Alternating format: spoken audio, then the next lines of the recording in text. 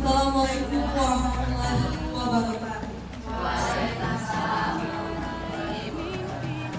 Selamat pagi, salam sejahtera, Om Swastiastu, Namo Buddhaya, salam kebajikan.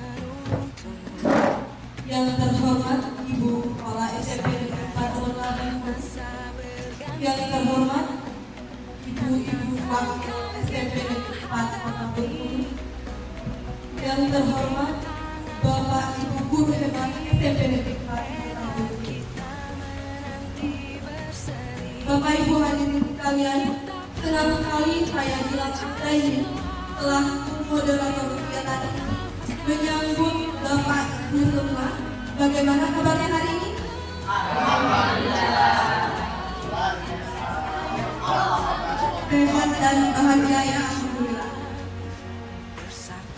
Mari kita bersyukur segala aktivitas kita masih diberikan kesehatan, rezeki dan kesempatan baik untuk terus meningkatkan kompetensi diri dan berproduktivitas. Salawat dan salam semoga selalu tercurahkan kepada Nabi Muhammad SAW yang syafaatnya kita nantikan di yaumul akhir. Sebelum dimulai, mari kita berikan tepuk tangan dulu untuk kita semua yang hadir pada hari ini. Boleh semangatin dan tidak terlalu kaku, yang tidak terlalu kaku. Acara hari ini adalah rangkaian dari kegiatan pendidikan guru penggerak yang alhamdulillah hari ini Selasa 27 Agustus 2024 dilaksanakan di SMP Negeri 4 Kota Bengkulu oleh salah satu guru hebat kita, Ibu Eni Ermawati MPD. Adapun susunan acara yang pertama yaitu pembukaan, kedua pemaparan, 3 diskusi dan tanya jawab, 4 kesimpulan dan menutup. Adapun materi yang akan dibahas pada hari ini yaitu topiknya diseminasi budaya positif. Jadi diseminasi budaya positif ini bertujuan untuk memotivasi guru dan warga sekolah untuk menerapkan budaya positif di lingkungan sekolah. Untuk mengetahui lebih dalam apa itu budaya positif yang dibahas oleh narasumber kita pada hari ini.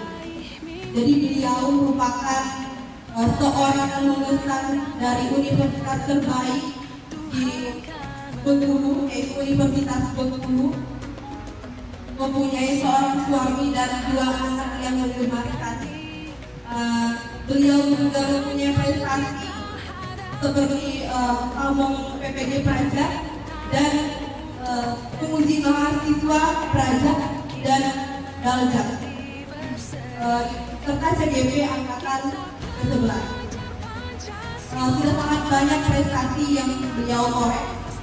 Salah satunya yang terbaru yaitu penghargaan dari Presiden Republik Indonesia ialah Tanda Kehormatan Satya Lencana Kalyasa.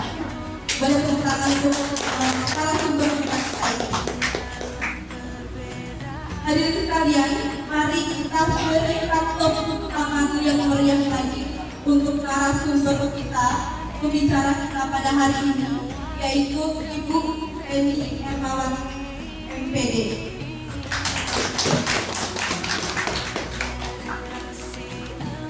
Sebelum masuk ke acara ini, ada pun yang pertama yaitu sambutan dari Kepala SMP Negeri 4 Kota Bengkulu kepada Ibu Fatmawati MPD.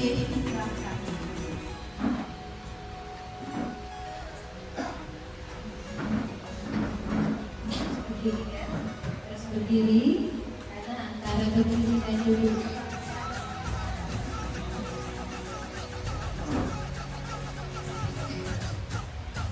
Bismillahirrahmanirrahim. Assalamualaikum warahmatullahi wabarakatuh.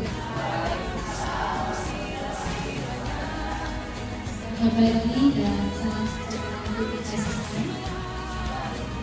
Yang terhormat Juliana selaku Sekolah Pribadi Guru. Saya hormati Ibu Sylvia sebagai Kepala Bidang Kesiswaan. Yang saya hormati guru hebat kami, Ibu Eni Ermawati FPD, ya. Terus juga Bapak Ibu peserta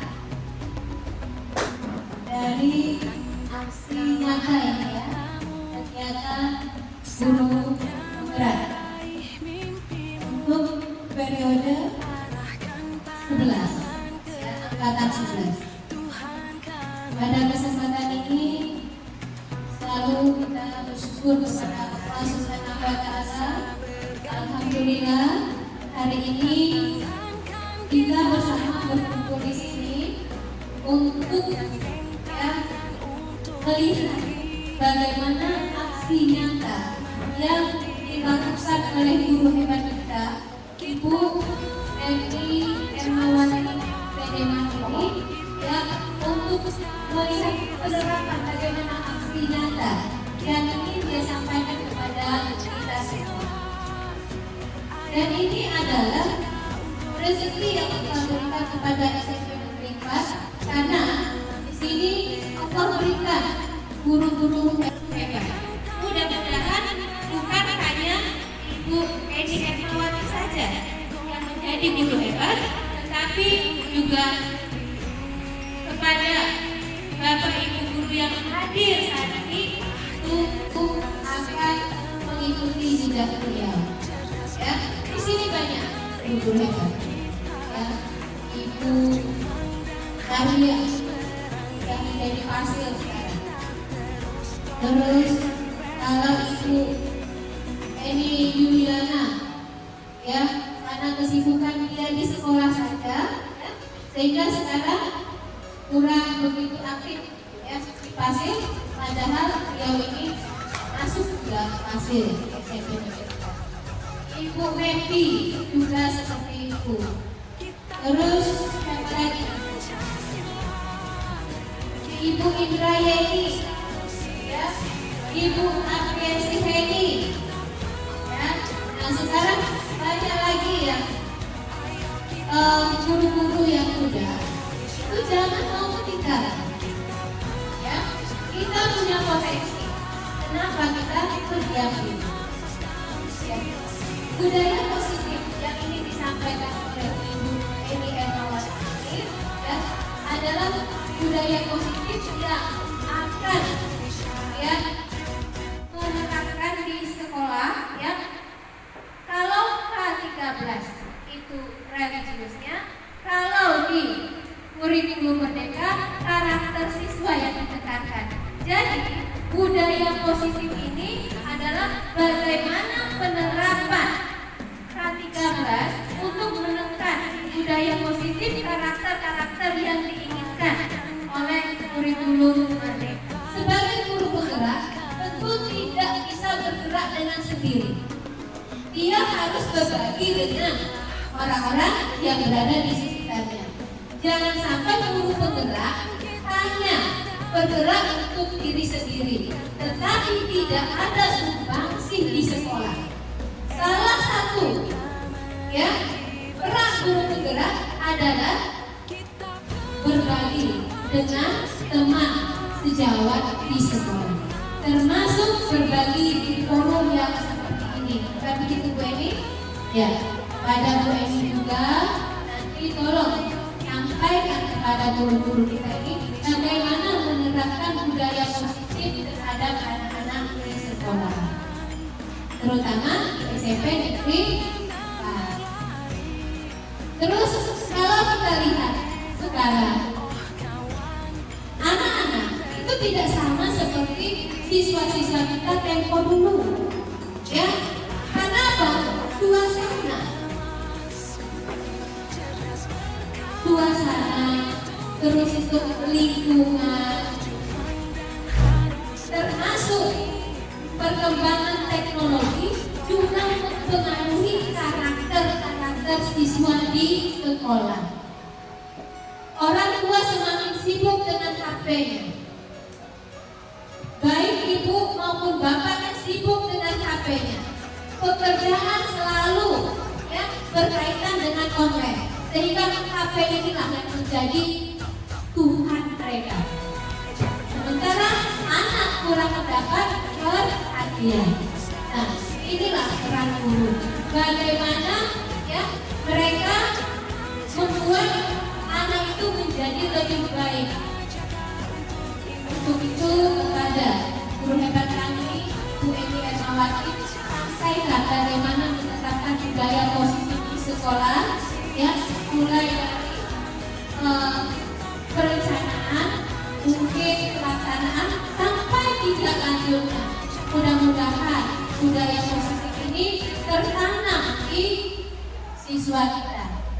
Ya, sebelum ditularkan ke siswa, tentunya harus juga ditularkan kepada bapak ibu guru, termasuk calon bapak ibu guru, mahasiswa yang hadir saat ini ya, mahasiswa PPL. Kenapa kami ajak bapak ibu mahasiswa PPL? Karena nantinya kalau hari ini kalian hanya mencari teori, tapi praktek di lapangan nanti itu akan lebih berat menjadi guru. Karena apa? Situasi saat ini sangat berbeda ya, antara teori yang kalian dapati perguruan tinggi dengan kenyataan. Ya, tapi kalau kita nikmati, ya, bagaimana menjadi guru, ya kita jadikan profesi kita guru ini sebagai seni, itu kita akan merasakan kenikmatan. Terus kita bersyukur dengan profesi kita sebagai guru, ya, sehingga nikmat menjadi guru benar-benar luar biasa. Karena apa? Pahalanya tidak hanya yang kita rasakan di dunia, tetapi akan selalu mengalir sampai akhirat. Ya, bila kita mengajarkan hal-hal yang baik pada anak itu. Ya. Terus dengan membacakan Bismillahirrahmanirrahim, aksi nyata modul 1.4 budaya positif PGP angkatan 11 tahun 2024 ya kami nyatakan dibuka. Demikian, mohon maaf atas segala kekurangan. Ya, Ustaz Rogi, ya, ini guru hebat, jadi tunjukkan hebat kita dengan berbagi, bukan menunjukkan hebat karena diri sendiri. Kehebatan tidak akan ada artinya tanpa ada dukungan dari pihak lain. Ya, kita hebat bukan kita yang mengakui kehebatan kita, tapi Allah dan orang sekitar kita yang mengakui. Jangan mengaku hebat kalau orang tidak ya mengakui kehebatan kita. Hebat itu tidak hanya dari ilmu pengetahuan, tapi juga berdasarkan etika dan moral. Makanya perlu kita belajar budaya positif. Belajar, mohon maaf atas segala kekurangan. Wabillahi taufiq wal hidayah. Wassalamualaikum warahmatullahi wabarakatuh.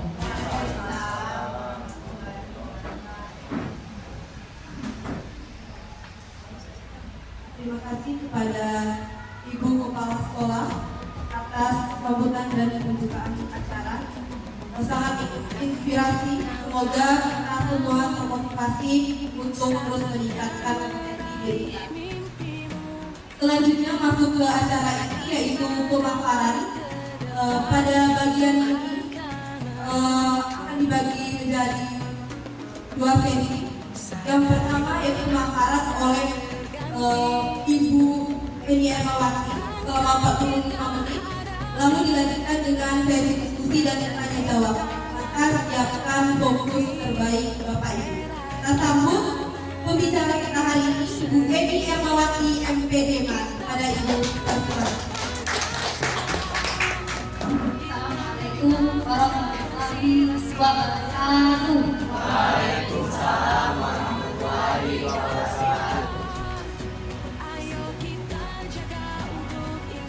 Syukur kita ucapkan atas kehadiran Allah Subhanahu wa taala alhamdulillah pada hari ini kita diberikan Allah nikmat sehat sehingga kita bisa sama-sama di sini yang menemani saya dalam menyebarkan pemahaman dan penerapan pengalaman disiplin positif. Jadi saya akan berbagi mengenai modul yang dalam pendidikan saya PGP angkatan 11 itu ada modul 1.4 mengenai budaya positif. Nah, Bapak Ibu semua tentunya sudah tidak asing ya dengan kata budaya. Apa itu budaya, Bapak Ibu? Pembiasaan. Ya, benar sekali ya. Budaya itu merupakan pembiasaan. Nah, ini ya, saya kan sedang memberikan bagi adik-adik dan teman-teman yang baru diterima dalam P3K yang ada di SMP 4. Saya ini sedang memberikan namanya pendidikan calon guru penggerak di angkatan 11 tahun 2024. Sebenarnya saya ini angkatan 10, tetapi kemarin parkir terlebih dahulu dan alhamdulillah hari ini diberikan kesempatan untuk menempuh pendidikannya di angkatan 11. Dan baik, sebelum kita mulai ya, supaya semangat, saya ingin mengajak Bapak Ibu untuk ice breaking sebentar. Nah, berpasangan ya, berdua. Kalau ada yang tidak ada pasangan boleh bertiga. Nah, ada pasangan semua?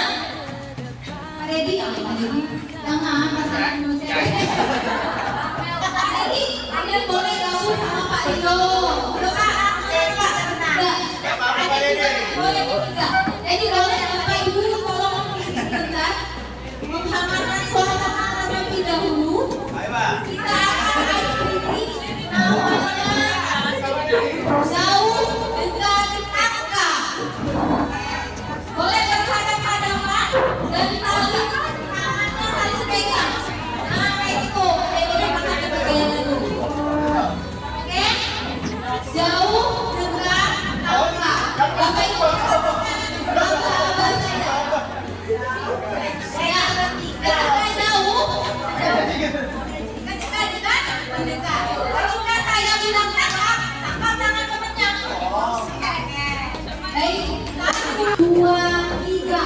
Dekat, jauh. Dekat, jauh. Semuanya ya, dekat orang, sama rata. Jadi semuanya jauh, dekat, gitu. Baru berebut nangkap. Tidak ada kata kepala. Jauh, dekat.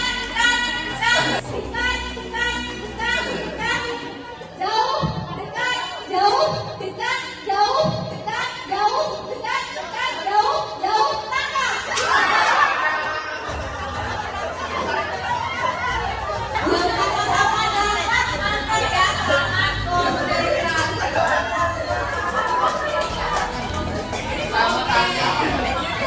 Kalian mau udah? Oke, satu kali lagi ya. Satu kali lagi. Mau menang. Oke, yang kalah mau menang, mau nangkap juga. Perhatikan dan konsentrasi. Oke, jauh. Dekat, jauh. Dekat, jauh. Dekat, jauh. Dekat, jauh.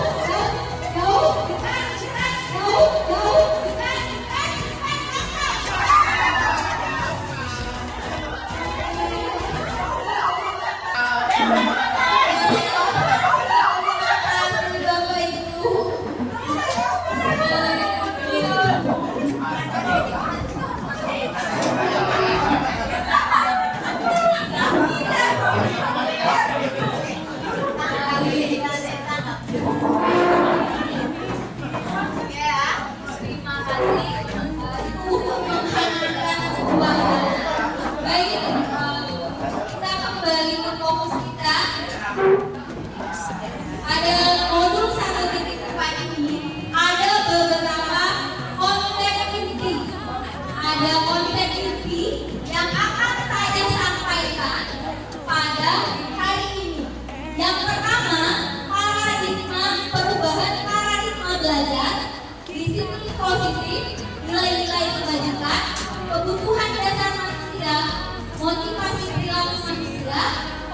kontrol, keyakinan kelas, dan yang terakhir nanti ada segitiga prestasi.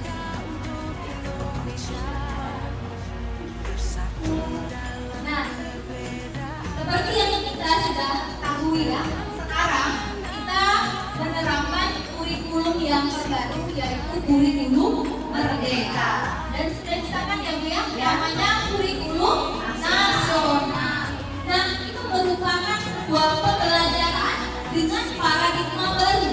Pembelajaran dengan paradigma baru itu merupakan pembelajaran yang dirancang berdasarkan pembelajaran berdiferensiasi sehingga para peserta didik belajar sesuai kebutuhannya berdasarkan tahap perkembangan sesuai dengan psikologi modern untuk mewujudkan profil pelajar Pancasila.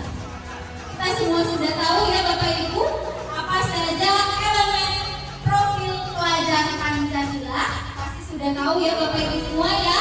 Yang pertama, beriman bertakwa kepada Tuhan Yang Maha Esa dan berakhlak mulia. Kemudian yang kedua apa Bapak Ibu? Iya, berkebinekaan global, gotong royong, kreatif, bernalar kritis dan mandiri. Ada berapa itu Bapak Ibu?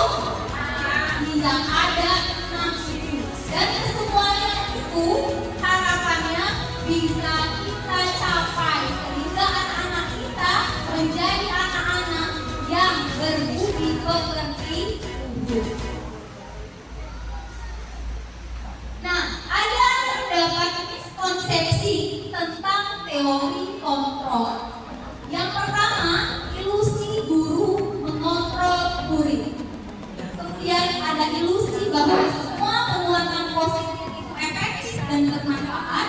Ilusi bahwa kritik dan membuat rasa bersalah mampu menguatkan karakter. Dan ilusi bahwa orang dewasa itu berhak memaksa. Semua ini merupakan sebuah ilusi. Karena apa? Karena jika kita ya memaksa anak-anak didik kita melakukan sesuatu, tetapi sesuatu itu tidak berasal dari diri anak-anak sendiri, artinya apa? Motivasi yang ada dari anak-anak itu berasal dari ekstrinsi, adanya tekanan dari kita, adanya tunjukan rayuan dari gurunya, maka itu tidak akan efektif. Bagaimana inginnya kita tentunya itu berasal dari dalam diri anak-anak kita. Namanya apa Bapak Ibu? Motivasinya apa Bapak Ibu? Motivasi yang keluar dari dalam diri merupakan motivasi apa? Iya, motivasi intrinsik.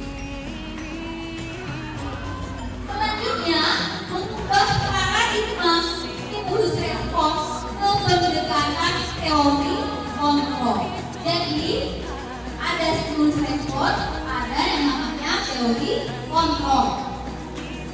Stimulus respons mengatakan kebutuhan kita atau realitas kebutuhan kita itu sama. Sedangkan di teori kontrol, realitas kebutuhan itu berbeda. Ya tentu saja ya Bapak Ibu, kita tidak bisa menyamakan. Saya pasti beda kebutuhannya. Adik beda, iya kan? Semuanya punya kebutuhan yang berbeda sesuai dengan kondisi dan kenyataan di hidup kita masing-masing, ya kan? Faktanya, ada ibu yang masih gratis, saya kebutuhan dengan mama, ya kan? Ada yang masih bujang, ada yang kalau bapak-bapak, tentu kebutuhan yang berbeda. Begitu juga anak kita lahir dari keluarga yang berbeda, tentunya kebutuhannya juga berbeda-beda.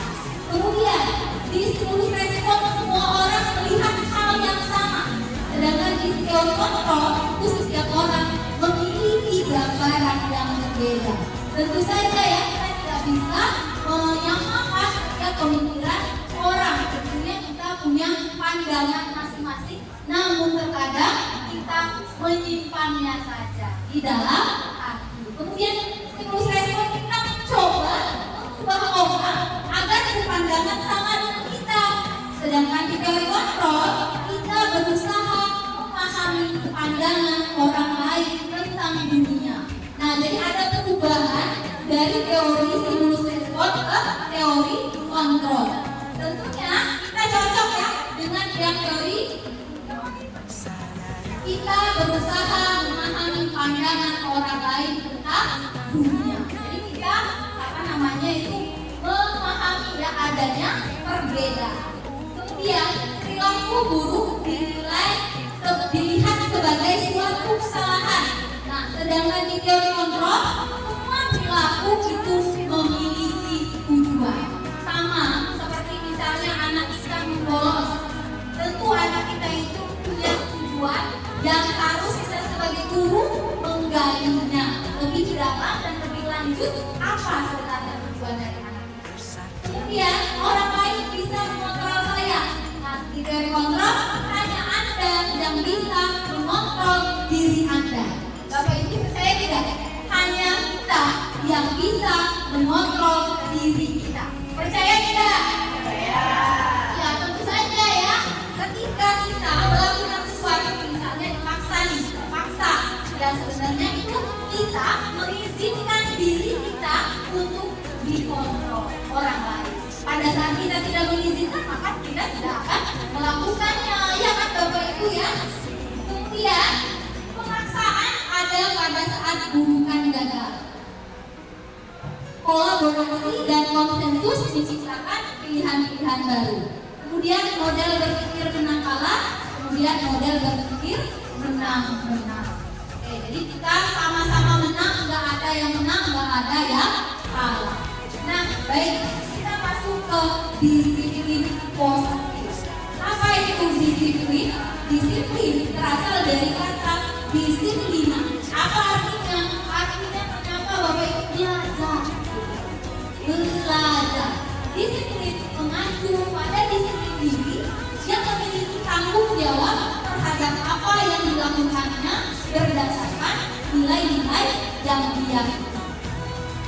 Nah, disiplin positif itu merupakan salah satu penerapan disiplin yang bertujuan untuk menumbuhkan kesadaran serta memberdayakan peserta didik tanpa imbalan, penghargaan atau reward, ancaman atau hukuman.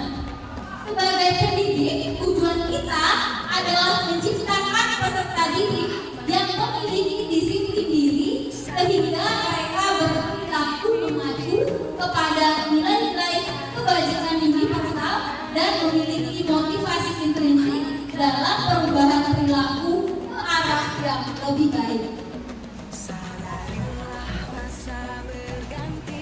Nah, di sini tadi sudah disampaikan ya, ada beberapa nilai-nilai kebajikan. Apa yang dimaksud dengan nilai-nilai kebajikan?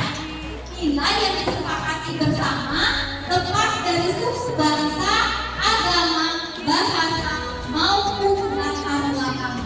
Nah, saya sudah mengikuti awal tadi ya Bapak Ibu, kalau kita saat ini itu ada istilahnya profil pelajar Pancasila.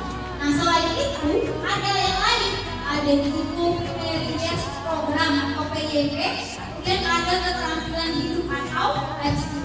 Nah, semuanya itu merupakan nilai-nilai kebajikan. Nilai-nilai ini nilai-nilai yang baik yang bagus untuk diamalkan. Nah, kita di sekolah itu harapannya mewujudkan profil pelajar Pancasila. Jadi anak-anak kita di era kurikulum kita yang terbaru ini ya, kurikulum merdeka dan sekarang berubah namanya sudah disahkan kurikulum nasional. Kita diminta untuk mewujudkan profil pelajar Pancasila, beriman dan bertakwa pada Tuhan Yang Maha Esa, berakhlak mulia, berkebinekaan global, gotong royong, mandiri, kreatif dan bernalar kritis.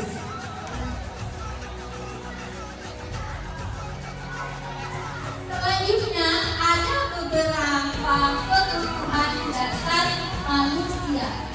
Apa itu kebutuhan dasar manusia?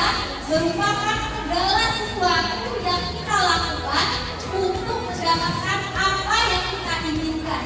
Seluruh tindakan yang kita lakukan memiliki tujuan tertentu dan semua usaha terbaik yang kita lakukan adalah dalam rangka agar kebutuhan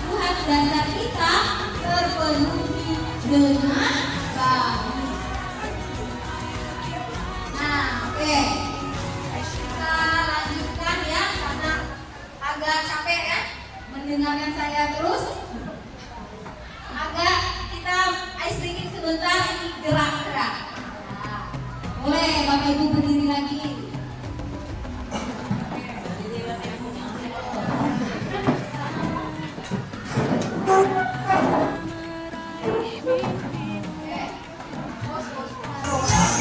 Ke atas menggapai hutan, tangan ke samping burung yang terbang, tangan ke depan ikan berenang, duduk dan lagi siap berdoa. Takut dan ketat, tangan diputar. Gulung, tangan digulung. Selai berikan di pagar pundak. Kanan, kiri, atas, bawah, dia berdoa. Satu jari kanan, satu jari kiri, gabung menjadi dua jembatan panjang. Dua jari kanan, dua jari kiri, gabung menjadi empat. Buat kamera centeng. Tiga jari kanan, tiga jari kiri, gabung menjadi enam.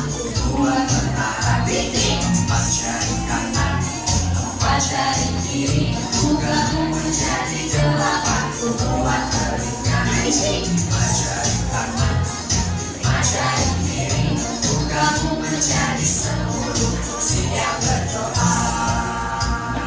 Tangan ke atas menggapai bintang, tangan ke samping burung yang terbang, tangan ke depan ikan berenang, duduk yang rapi siap berdoa. Takut, Suara mana Bapak Ibu? putar. Gulung, tangan digulung. Jalan melingkar di pagar pundak. Kanan, kiri, atas, bawah, siap berdoa. Satu jari kanan, satu jari kiri, gabung menjadi dua. Dua jembatan panjang. Dua jari kanan, dua jari kiri, gabung menjadi empat. Buat kamera centeng. Tiga jari kanan, tiga jari kiri, gabung menjadi empat.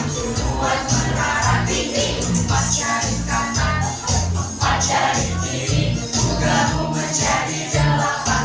Buat telinga licin. Lima jari kanan, lima jari kiri, gabung menjadi 10. Siap berdoa.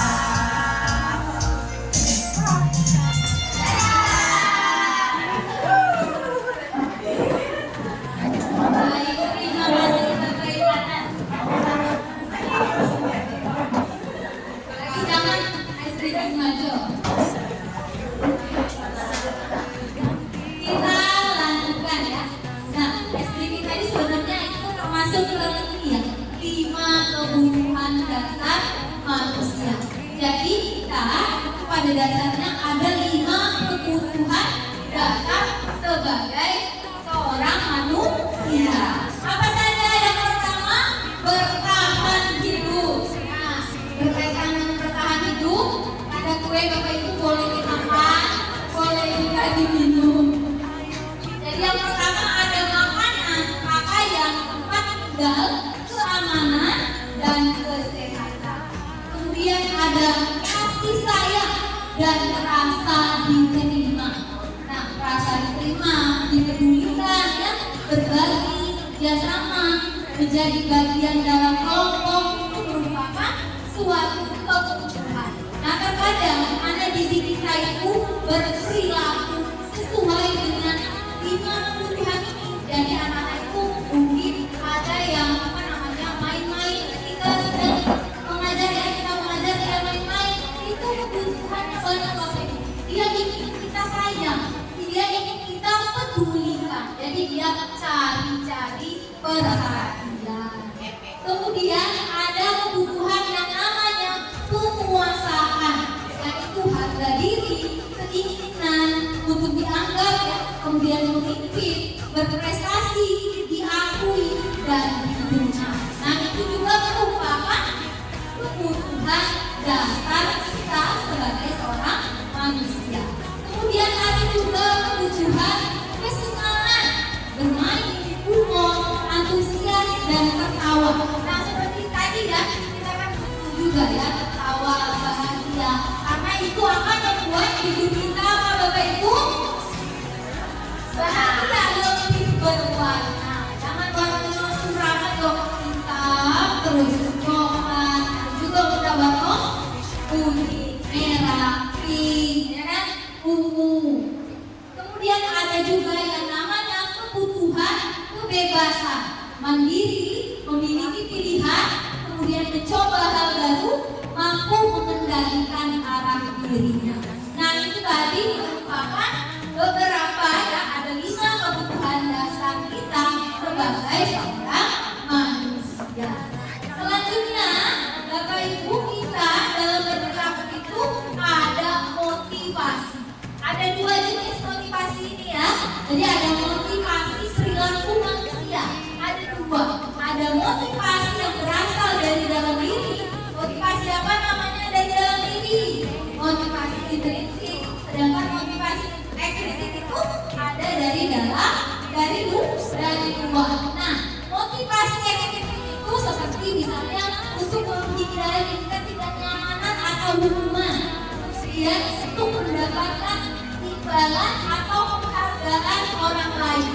Jadi mungkin kita perlu menggali lagi sebenarnya anak-anak kita kalau di kelas itu dia motivasinya apa? Apakah sudah ada motivasi dari dalam dirinya atau masih dari luar? Seperti yang yang saya sampaikan kemarin ya, waktu menjadi pembina upacara untuk mengumpulkan anak-anak kita berada di lapangan itu. Ketika dia hanya takut dimarah, maka setiap hari Senin akan susah kita mengumpulkan. Tetapi beda kalau dia sudah punya motivasi dari dalam dirinya, ya, motivasinya itu motivasi intrinsik, maka dia akan lama. Akan lama datang terus gitu. Lama maksud saya itu dia akan seterusnya kontinu datang berkumpulnya cepat itu selalu, tidak mesti dipaksa-paksa, tidak takut atas hukuman, tapi atas kemauannya sendiri. Dia akan bel ya, udah 7.15 udah bunyi, maka dia akan serta-merta akan datang langsung ke lapangan. Kemudian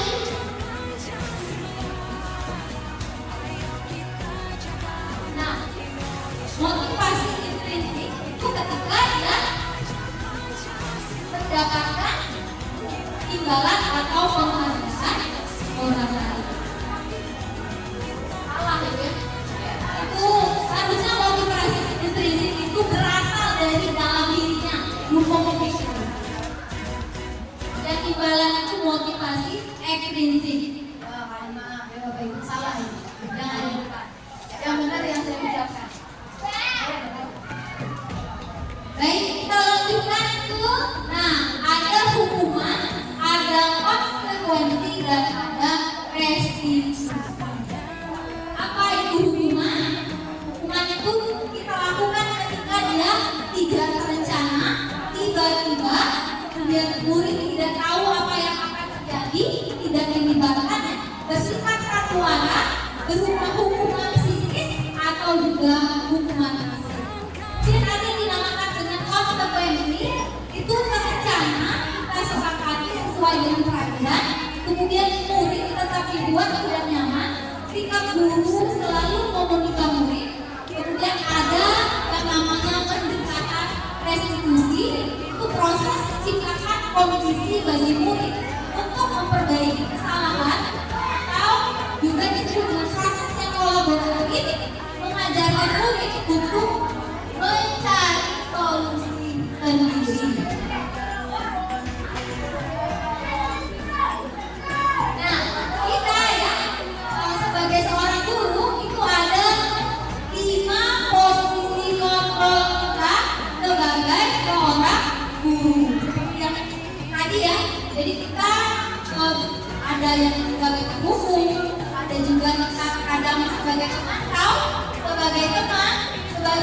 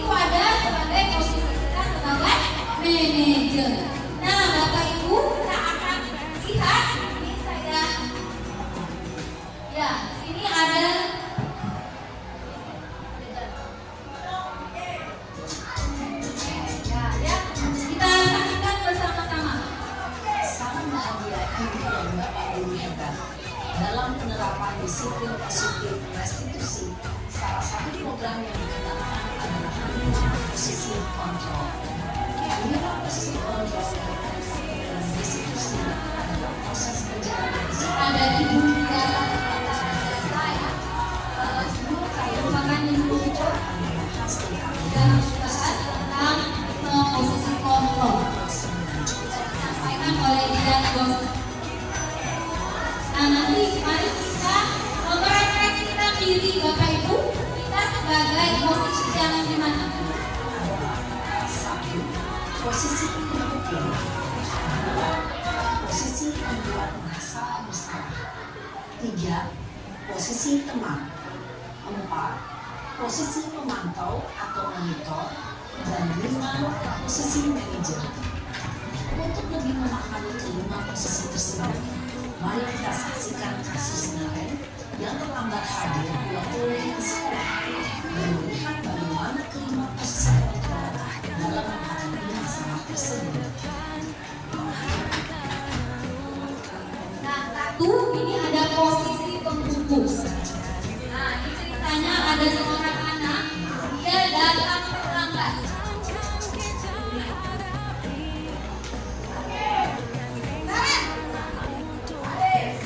Sini kamu.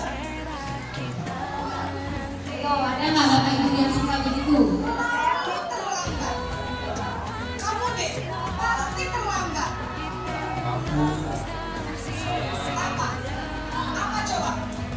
Alasan kamu apa lagi? Kapan sih kamu tidak terlambat? Malas sekali ya kamu jadi anak. Dasar pemalas. Gak kapok-kapok sih kamu. Sudah berapa kali terlambat? Sana, kamu keliling lapangan basket 2 kali. Kenapa? Kamu melawan ibu. Berani-beraninya jawab. Sudah terlambat, masih berani jawab pula. Sekarang, keliling lapangan basket 5 kali sekalian. Biar kapok. Cepat. Pergi sana ke lapangan basket.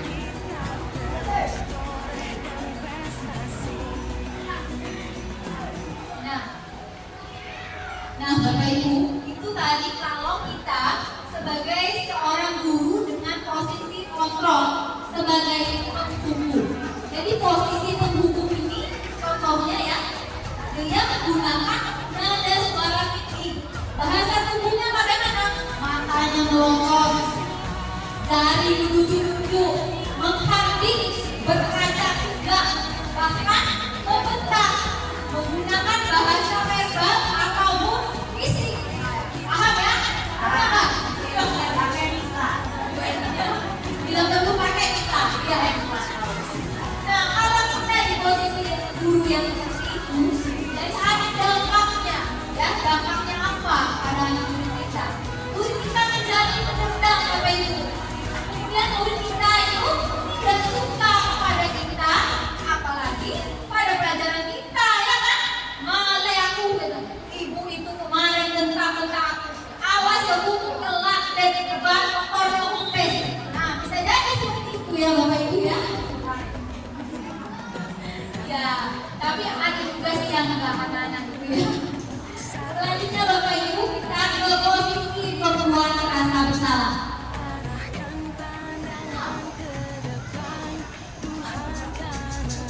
Naren!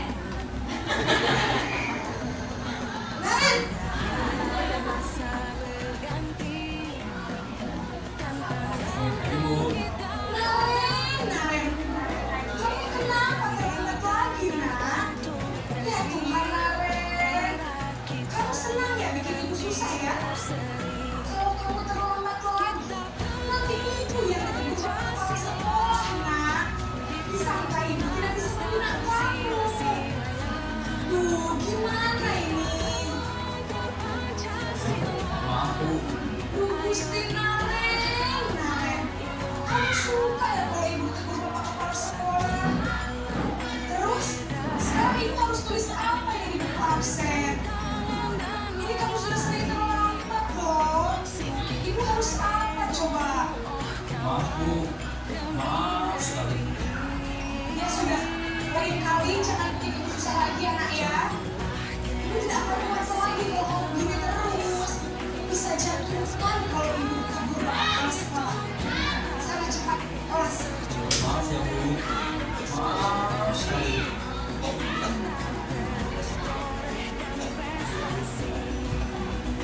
Nah, itu kalau kita menjadi posisi pembuat rasa bersalah. Kira-kira nih Bapak Ibu, sudah sering tuh jadi posisi pembuat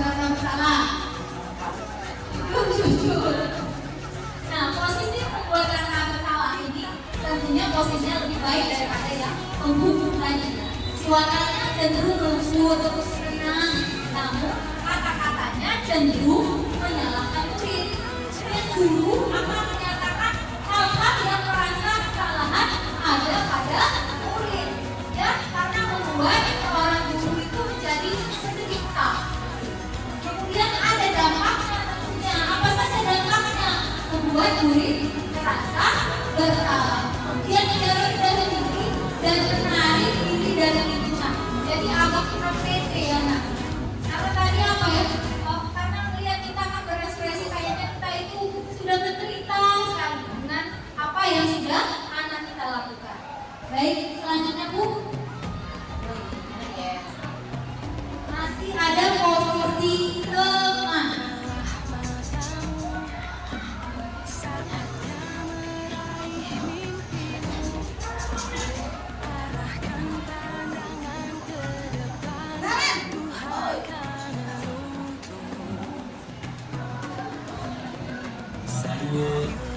Wah, sudah jam berapa ini nak? Selamat pagi ya sayang. Iya Bu, habis ibu saya membangunkan saya Bu. Kamu malah menyalahkan diri kamu. Bukannya anak yang paling kencang. Kok terlambat sih? Iya Bu, saya memang lambat bangun tadi. Jadi biarpun saya kencang, tetap gak kejar Bu. Ya sudah sana. Nah, nilai kali larinya lebih kencang lagi. Biar gak kena lagi. Bikin seperti ibu. Udah bikin bisa kan? Bisa Bu. Ya sudah sekarang masuk kelas. Ibu beresin urusan absen kamu. Kamu ini ada salah jauh. Nah, itu ketika kita ya, menjadi posisi sebagai teman. Jadi pandai-pandai yang rayu anak-anak. Dirayu dengan suara yang ramah, cenderung bersedah gurau untuk menghangatkan suasana. Ada dampaknya posisi teman ini. Jadi murid kita akan bergantung kepada kita. Jadi dia akan ketergantungan. Kemudian murid menjadi tidak mandiri dan tidak bisa berpikir untuk dirinya sendiri. Selanjutnya ada posisi sebagai pemantau atau monitor.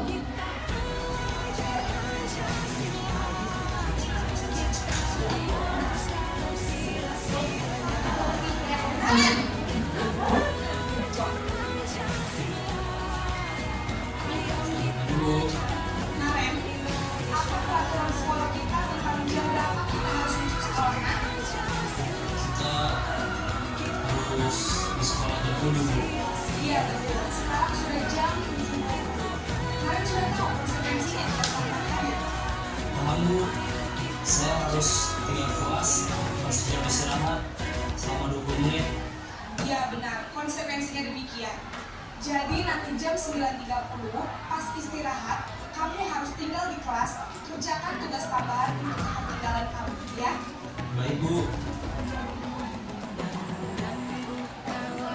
Nah, itu ketika menjadi posisi pemantau atau monitor. Jadi kalau seorang pemantau, suaranya akan cenderung datar yang biasa saja, tidak emosional, tidak bersedah gurau, ataupun menggunakan suara tinggi. Tercipta identitas diri positif atau berhasil. Kemudian pemantau itu akan senantiasa memantau saja. Pada saat murid diberikan sanksi, maka guru pun tetap selalu mengawasi. Kemudian ada dampaknya kalau di posisi pemantau atau monitor, murid akan menghitung konsekuensi dan karya tanpa memahami sepenuhnya nilai kebajikan yang dituju itu. Kemudian tidak sepenuhnya murid itu mandiri. Selanjutnya posisi yang terakhir, yaitu posisi manajer.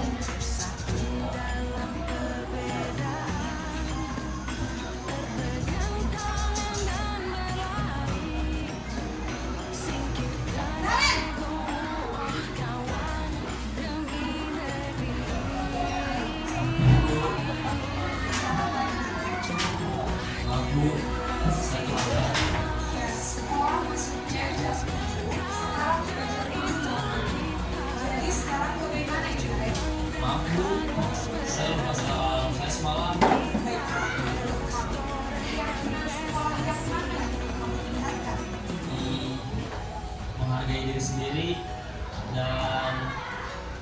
lain mungkin ya Bu. Setuju. Jadi, apakah Naren meyakini prinsip saling menghormati tersebut? Iya Bu, saya meyakininya. Apakah Naren bersedia memperbaiki masalah keterlambatan ini? Bersedia Bu. Bagaimana kamu akan memperbaiki masalah keterlambatan ini? Saya akan coba untuk tidak lupa menyetel alarm saya Bu. Baik, kalau Naren lupa menyetel alarm di rumah, ada orang yang kira-kira bisa bantu mengingatkan tidak? Ada Bu, kakak saya, Kak Emma. Ada lagi selain lain? Selain Kak Emma, ada ibu saya. Baik, jadi yang mengingatkan Naren adalah Kak Emma dan Cina ya. Kira-kira akan pesta alarm kapan Naren? Setelah pulang sekolah, akan segera saya lakukan. Baik, jadi Naren akan setel alarm untuk bangun besok pagi dan akan diingatkan oleh kakak dan ibunda Naren ya. Ada lagi yang mungkin mau dilakukan Naren agar tidak terlambat bangun lagi? Tidak ada Bu. Baik Naren, terima kasih untuk kerjasama kamu. Sekarang mau kembali ke kelas untuk belajar. Baik Bu, terima kasih. Nah, itu ketika sebagai posisi seorang manajer.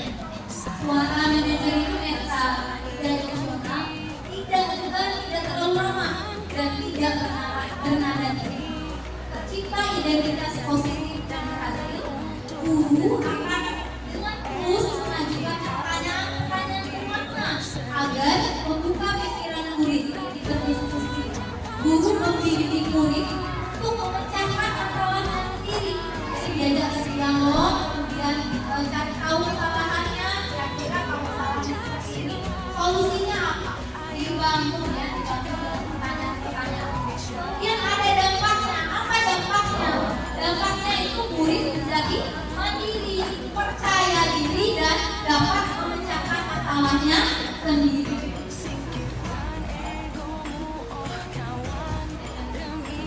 Nah, posisi mana kira-kira menurut Bapak Ibu yang dapat menunjang motivasi intrinsik murid?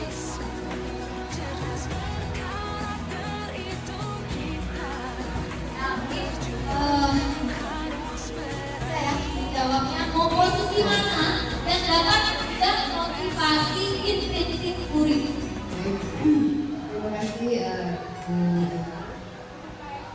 Kalau menurut teman saya, untuk tadi dari kelima posisi ya, kita sebagai seorang guru pada saat siswa melakukan kesalahan itu menurut saya idealnya itu kita di posisi sebagai manajer. Walaupun mungkin menurut teman saya, bukan berarti tadi yang seperti posisi sebagai tenang, pada posisi sebagai membuat hasil itu sesuatu yang tidak baik atau itu tidak lakukan. Kadang untuk awal pada didik itu kita boleh lakukan mungkin menyampaikan sesuatu yang mengingatkan tentang apa sih aturan kita gitu. Itu kan kontrol itu ya pemantau gitu kan. Boleh juga kita pemantau gitu kan. Ini aturannya seperti apa nih gitu kan. Kamu tahu nggak? Kamu udah taat gitu. Boleh ya. Tapi tetap pada akhirnya itu menurut saya itu apa sih? Kita tuh sebagai manajer tetap apa sih? Kita gali kepada anak itu. Jadi kamu setelah ini sifat apa yang akan diubah? Kemudian kita gali lagi ke anak. Gimana kalau kamu melakukan perubahan seperti ini, misalnya nanti kamu akan supaya berhasil, nanti upaya kamu itu kamu minta bantuan siapa dan sebagainya. Ya, terima kasih. Terima kasih kepada Ibu ya, pendapatnya ya, benar sekali. Nah, posisi yang dapat menunjang ya, motivasi yang berasal dari dalam diri anak-anak tentunya itu adalah posisi sebagai manajer. Jadi motivasinya kalau kita sebagai manajer itu kita membantu anak-anak itu supaya motivasi dari dalam dirinya itu keluar. Kemudian anak-anak bisa mencari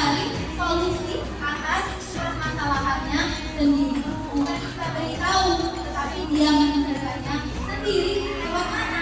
Lewat diskusi yang kita lakukan pada anak tersebut. Nah, selanjutnya ada contoh penerapan 5 posisi kontrol itu. Pastinya siswa tidak memakai atribut lengkap saat upacara bendera. Kedua, hormat pada bendera selama 1 jam. Kemudian berapa kali Bapak Ibu memberitahumu? Berapa kali Bapak memberitahumu? Aku selalu menjawab Bapak. Kemudian yang itu ya, hormat pada bendera selama 1 jam. Boleh saya tanya sama adik ini? Ya, deh, coba deh. Kita pendapatnya nggak Bapak? Yang itu tuh, hormat pada bendera selama 1 jam. Itu kira-kira dari 5 proses kontrol tadi termasuk yang mana? Tadi ada salah, ada teman, coba yang mana?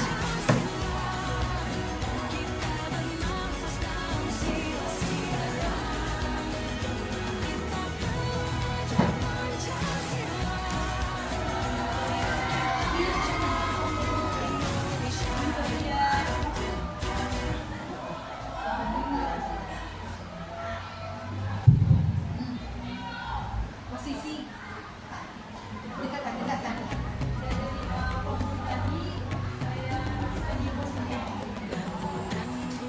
Ya, benar ya. Di posisi lagi ya, biar dibuka keduanya. Tunggu, kita cek nanti satu lagi nanti ada ya.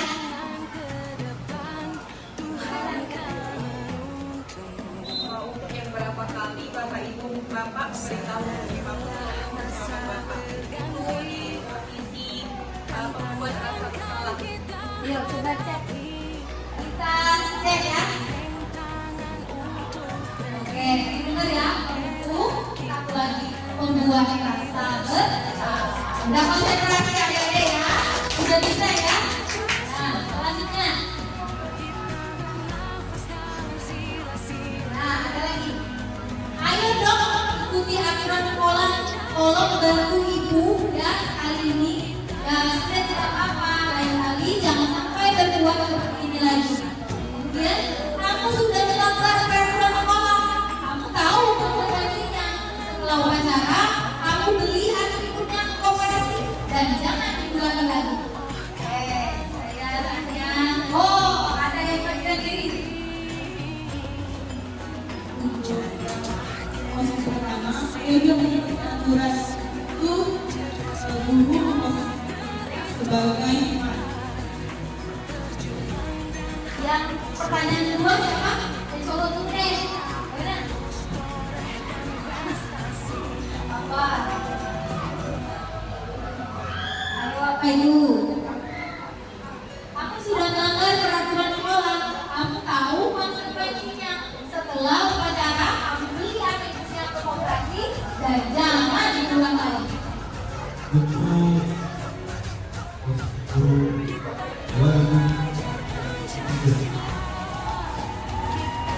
Kata temannya posisi manajer. Ada yang punya pendapat lain? Saya belum. Mantap. Oke, kita cek tuh. Apa jawabannya?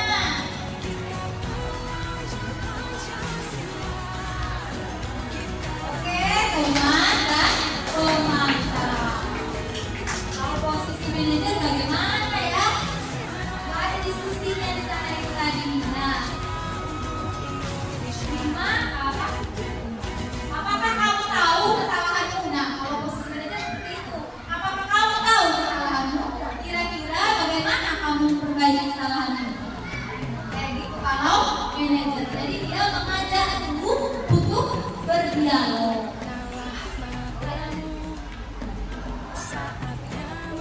Posisi kontrol apa aku? Saya kecewa sekali denganmu. Apa itu? Kemudian, ayo, kayak gitu. Kamu tidak pernah mendapat nilai jika tidak mengerjakan tugas. Itu posisi apa? Kamu tidak pernah mendapat nilai jika tidak mengerjakan tugas. Posisi apa itu?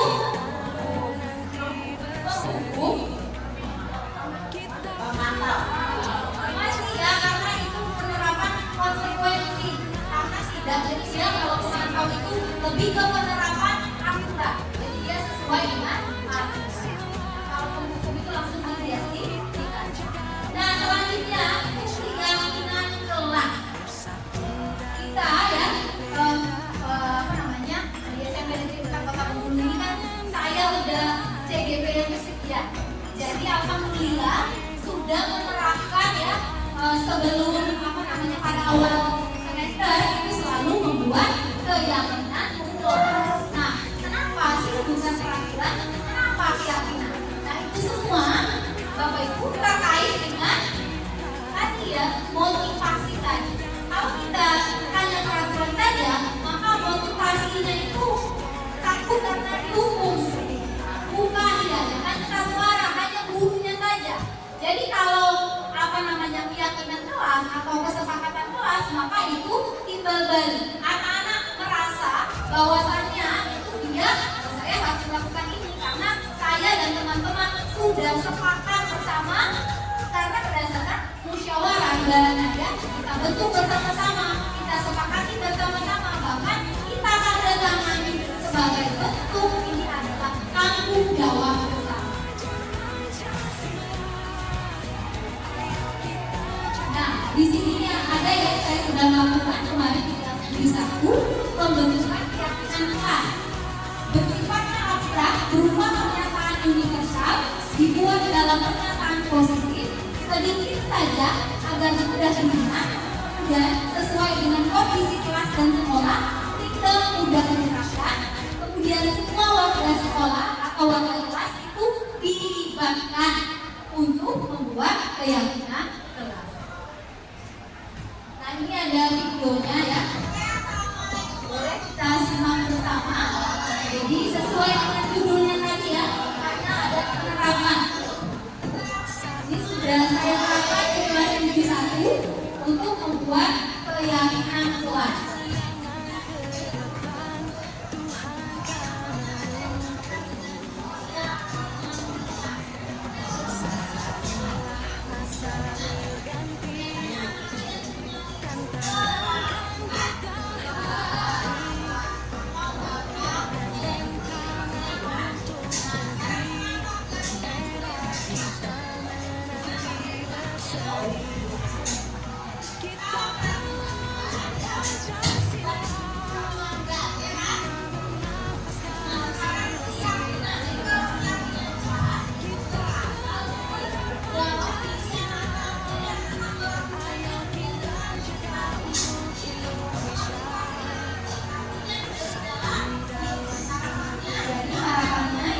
Bapak Ibu, di kelas itu sebelum kita membuat keyakinan kelas yang bersama-sama, kita kasih tahu terlebih dahulu apa sih, kenapa sih itu keyakinan kelas. Jangan ujung-ujungnya kita buat keyakinan kelas, jangan sampai terjadi miskonsepsi tentang apa sih. Jadi kita bangun dulu paradigma berpikir bahwasanya tujuan kita untuk membentuk keyakinan kelas ini apa, tujuannya apa. Jadi kita ingin anak-anak itu melakukannya yang kita sepakati nanti itu dari dalam dirinya. Jadi benar-benar dia mau gitu, tidak merasa terpaksa.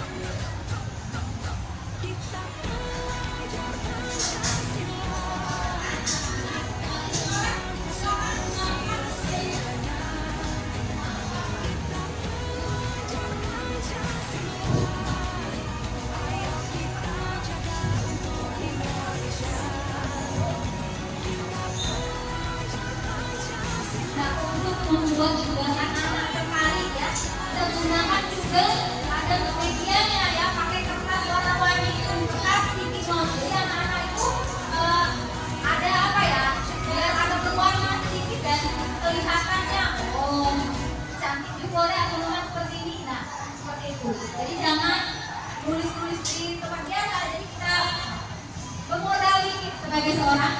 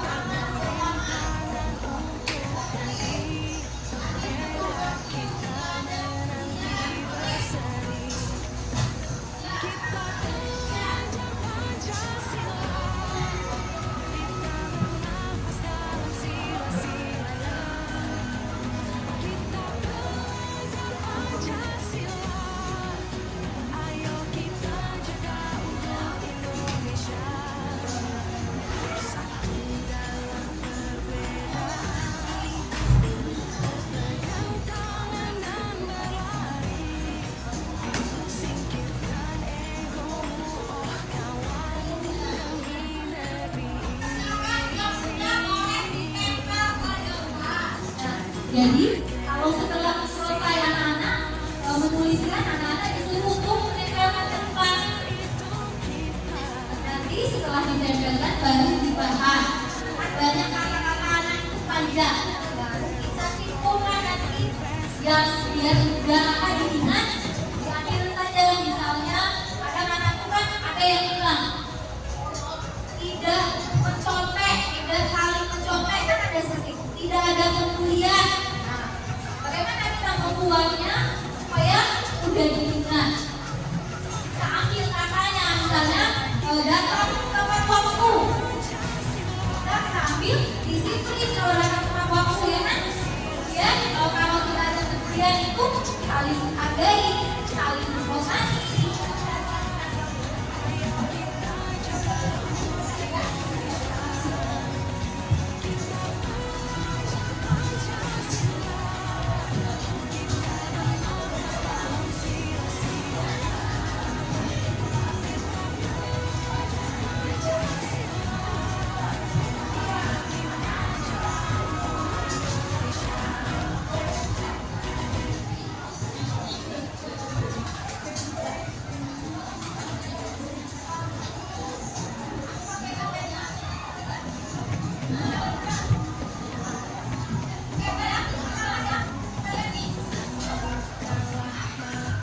Setelah selesai semua anak-anak baru kita bahas bersama. Nanti kita lihat biasanya itu banyak yang sama itu atau yang satu kategori kita ambil satu saja.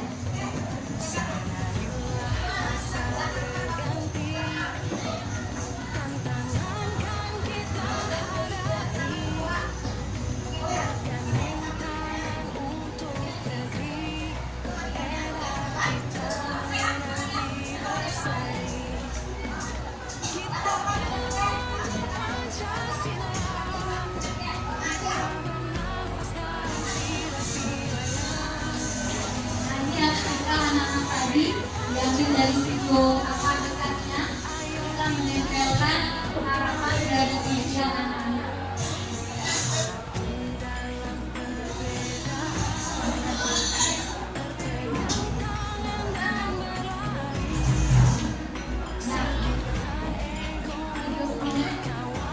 Nah, itu ketika di akhir ya, setelah didapatkan apa namanya tugas itu ada 7 kesepakatan kelasnya, barulah anak-anak diminta untuk menandatangani sebagai sebuah kesepakatan bersama.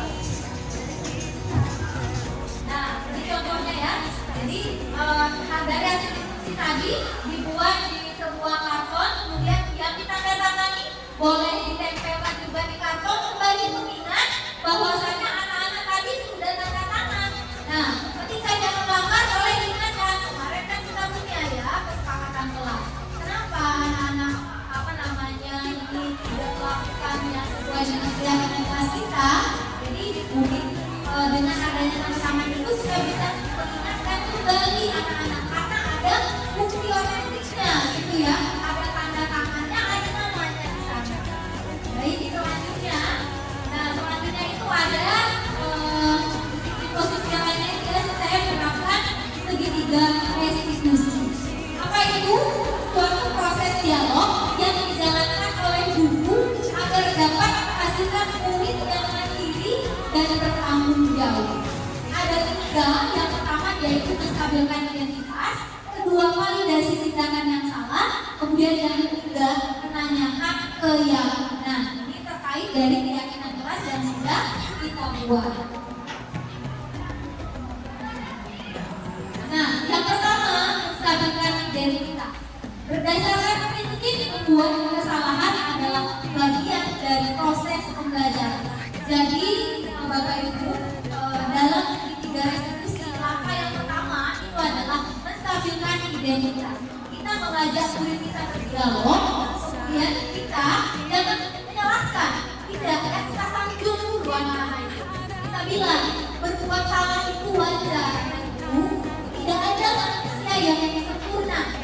Ibu juga pernah melakukan kesalahan. Nah, itu langkah itu ya di penerapan segitiga restitusi itu merupakan langkah di menstabilkan identitas. Langkah yang kedua, validasi tindakan yang salah.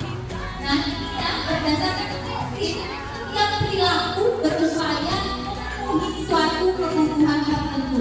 Jadi anak-anak kita melakukan suatu kesalahan itu karena dia ada suatu kebutuhan yang ingin dia penuhi. Misalnya tadi suatu kebutuhan ini dipedulikan, disayangi, ini diperhatikan. Nah, bagaimana kita contoh kalimat dialognya? Pasti punya alasan mengapa melakukan hal itu. Padahal kamu bisa melakukan yang lebih buruk dari itu. Kamu patut bangga karena telah melindungi sesuatu yang penting buat kamu.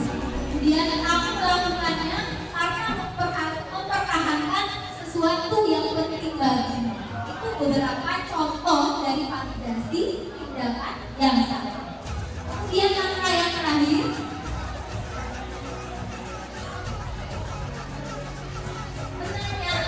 keyakinan terkait dengan jangka kelas yang sudah kita bentuk tadi.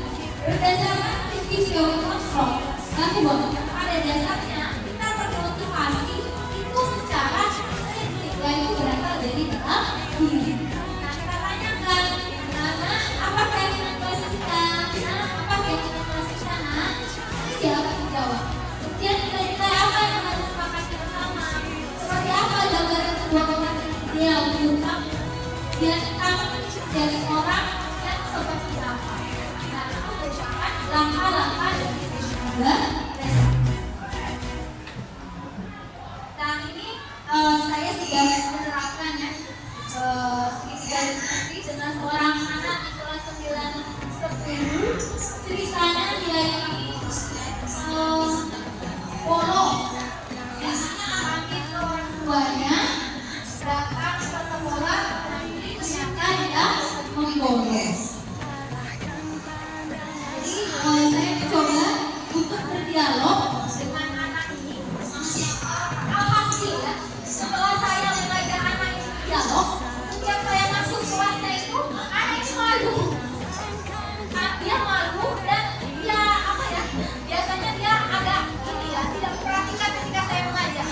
Sekarang setelah saya berikan dia, ngajak dia diskusi, bikin video sama dia berubah. Jadi ternyata harus begitu sama anak-anak. Diperhatikan, diajak ngobrol, terus di kelas dia berubah. Dari dia nggak gabung sama teman-temannya yang anak-anak itu nggak biasa ini sama teman yang dulunya dekat sama perempuan yang disebut ibu wali kelasnya ya. Jadi dia lebih diam, lebih berbeda dari sebelum saya mengajak dia diskusi tentang ini ya, tentang kesalahannya. Jadi ada hal positif ternyata setelah anak itu bisa dilatih.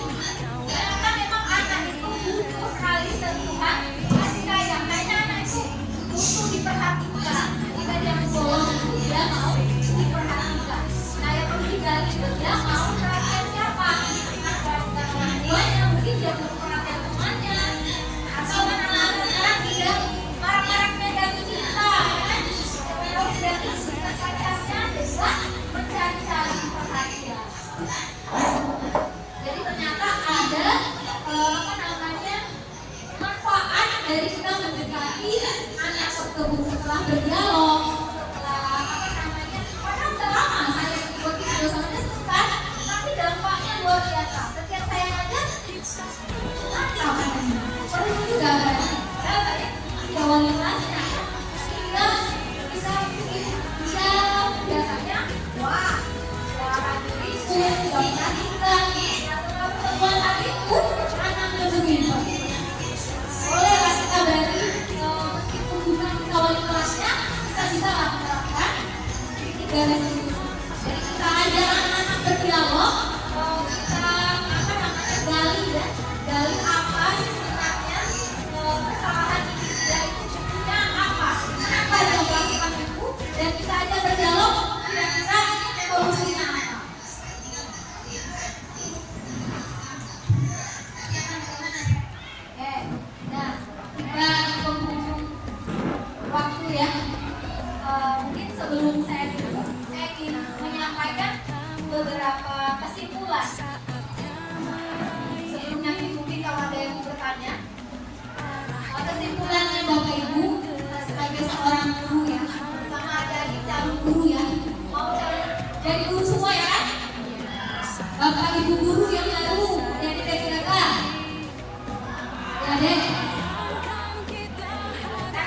jadi guru nih ya. Pengalaman tentunya kalau dibandingkan dengan ibu ya, saya sudah menjadi guru itu dari 2010. Sekarang berapa? 2024. Saya sudah menjadi guru berapa tahun? Iya, sudah 14 tahun. 14 tahun, sekarang sudah bulan berapa? Kita lagi kok, Januari 2025 saya 15 tahun. Jadi selama masa ya saya menjadi seorang guru, kita menemukan ada banyak bekal murid anak-anak, ada banyak sekali. Beda anak yang diajarkan di desa dengan anak yang diajarkan di kota. Kita saat ini kan kita mengajar di kota dengan kecanggihan teknologi. Kecenderungan anak-anak bersifat lebih egois. Nah, kita harusnya sebagai guru itu bagaimana caranya supaya anak-anak perhatikan kita itu dekat dengan anak-anak, pasti lekat pada batas. Posisi mana tadi? Posisi kontrol kita sebagai manajer. Jadi bukan hanya kepala sekolah yang berhak, jangan sampai kita menjadi miskonsepsi manajer itu hanya kepala sekolah, tidak. Setiap kita itu adalah manajer minimal sebagai untuk diri kita sendiri ya, pemimpin untuk diri kita sendiri seperti itu. Jadi kita memperlakukan anak kita itu berdasarkan filosofi Dinajar Jawa Barat. Anak-anak semuanya gurunya merugikan masing-masing. Ada yang cerdas, ada yang kurang cerdasnya, ada yang sangat cerdas, tetapi etikanya kurang. Nah, bagaimana kita sebagai seorang guru menempatkan sebagai guru yang bisa membuat anak itu yang tadinya ya lakunya kurang baik, kita kembangkan supaya baik. Dia sudah bisa akhlaknya kurang, kita bantu dia supaya sadar bahwasanya anak-anak kalau semakin bertinggi itu semakin merunduk, tidak boleh sombong. Kenapa? Karena di atas langit masih ada langit yang lain. Kita di sini tinggal, tapi masih ada di kota lain yang lebih pintar. Jadi harapannya ada manfaat dari yang sudah saya sampaikan, bahwa kita menemui anak-anak yang sedang dalam masalah bisa melakukan ya salah satu penerapannya bisa mendapatkan pendekatan segitiga restitusi. Tapi itu hanya salah satu. Baik, jika ada benarnya datangnya dari Allah, kesalahannya dari saya sebagai seorang manusia mohon dimaafkan. Wabillahi taufiq wal hidayah. Assalamualaikum warahmatullahi wabarakatuh. Banyak Bapak Ibu hadirin sekalian, luar biasa insight yang kita dapatkan dari WPS Polri. Selanjutnya saya persilakan jika ada yang bertanya, mohon untuk angkat tangannya. Silakan angkat kaki dulu, angkat tangan. Silakan.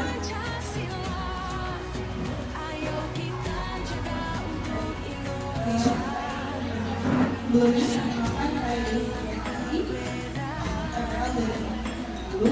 saya ingin pembelajaran berbasis itu apa sih?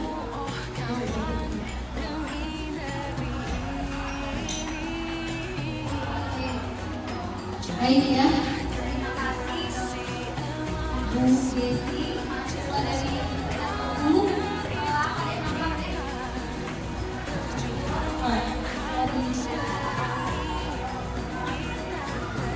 Jadi pembelajaran diferensiasi tadi sudah disampaikan ya di sini ya, paradigma baru ya. Jadi pembelajaran itu merupakan sebuah paradigma baru, yaitu pembelajaran ya berdiferensiasi. Pembelajaran yang seperti apa? Jadi berdiferensiasi ini merupakan sebuah filosofi ya, bukan pendekatan, bukan strategi, sebuah atau suatu cara belajar. Nah, belajar yang seperti apa? Ada 3 jenisnya. Yang pertama itu berdiferensiasi konten, kedua berdiferensiasi proses, dan yang ketiga berdiferensiasi produk. Nah, bagaimana Bu berdiferensiasi konten? Konten itu ketika kita misalnya sebagai guru IPA aja mau memberikan materi tentang sistem pencernaan, ada yang bisa ya ngambil materinya dari perpustakaan misalnya satu, kemudian sumbernya lagi poster tentang sistem pencernaan. Mana lagi bisa misalnya ambil video dari YouTube. Nah, jadi itu kan sudah ada 3, bisa ambil yang lain lagi. Jadi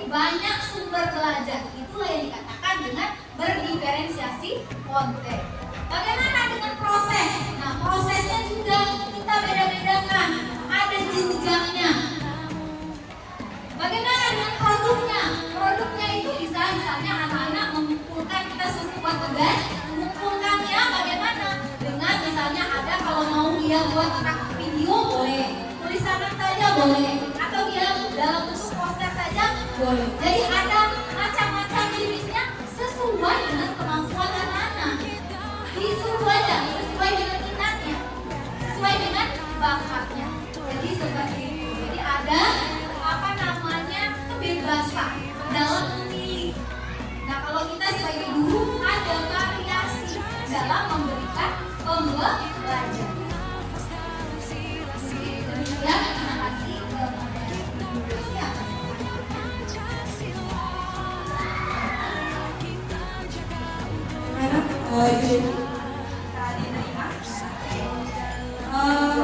Baiklah Bapak Ibu, sepertinya sudah ada lagi yang bertanya. Sebelum mengakhiri, kita dapat disimpulkan pada yang pertama menggunakan budaya di kelas, dua menggunakan kesepakatan kelas bukan aturan kelas, ketiga mengubah pola pemikiran dari hikmat menjadi konsekuensi, keempat berperan sesuai porsinya, kita upayakan guru menjadi manajer. Yang kelima memberikan kekuatan kepada peserta didik dalam rangka perubahan mindset ke arah restitusi.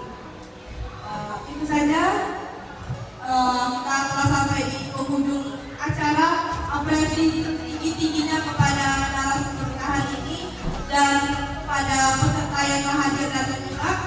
Saya Nila Mantra ini pamit